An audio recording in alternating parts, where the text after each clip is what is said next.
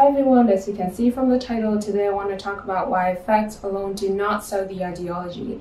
I'll be illustrating my point with veganism, but I think this can easily be applied to advocacy for other causes like human rights or environmental protection. Now, if facts alone do sell the ideology, or if they are enough to change behaviors, then the world would be vegan by now because the facts are there, you can't deny them.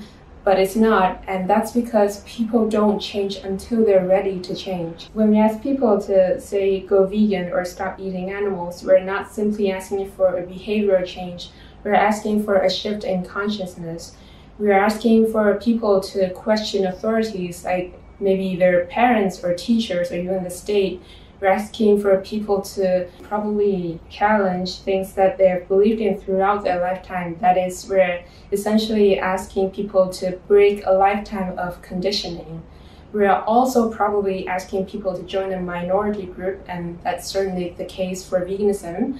And humans, being social animals, we like to feel a sense of belonging to a group or a tribe or a community. We're asking people to risk their relationships with their loved ones, and I think few of us would like to change if we knew loneliness is the outcome. People have to be ready for change both in their heart and mind. Otherwise, they'll watch documentaries like Dominion or Conspiracy or What the Health, or read tons of reports and news articles about the facts of animal agriculture with their head and still not take it with their heart, and they won't make the change. Now, what does this imply? Well, firstly, it means that we don't have to be angry when people don't change, even if they know the facts. If we accept that facts alone are not enough to sell the ideology or change behaviors, then we don't have to be shocked or angry or horrified or disappointed at somebody when they know the facts of, say, non-human animal exploitation. However, this does not mean that we don't hold people accountable. It does not mean that we don't work towards social change. It simply means that we hold people accountable for what they did, their behaviors, without damaging their dignity or without judging them or perceiving them as less than or inferior. In my last video, I talked about hierarchy, which is the belief system that conditions us to see certain groups or individuals as more worthy of more consideration than others.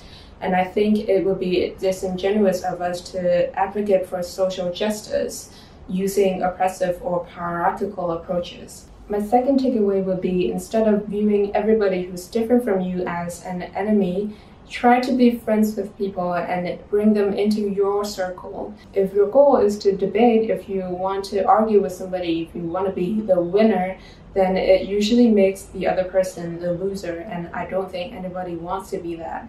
So instead of trying to win over people, I think it's more strategic to win people over. And finally, pick your battle wisely. If you think your close friends or relatives or family are too different from you, or if they're defensive, if for whatever reasons they're not ready for change, then perhaps it's a better use of your time and energy to speak to somebody else, because there's always somebody out there who is receptive to your message and who is ready for change. And that's all I want to say. Wherever you are in the world, I'm pretty sure there is some kind of suffering and oppression going on, unfortunately. If you are working towards social transformation and sometimes you feel sad or frustrated that you're not seeing the results that you wish to see, I hope this video serves to remind you that after all, we cannot force people to change. People have to be ready for change, both in their heart and mind. As always, please like and share and subscribe and all that stuff if you enjoy my content and want to see more, and I'll see you in my next one. Bye.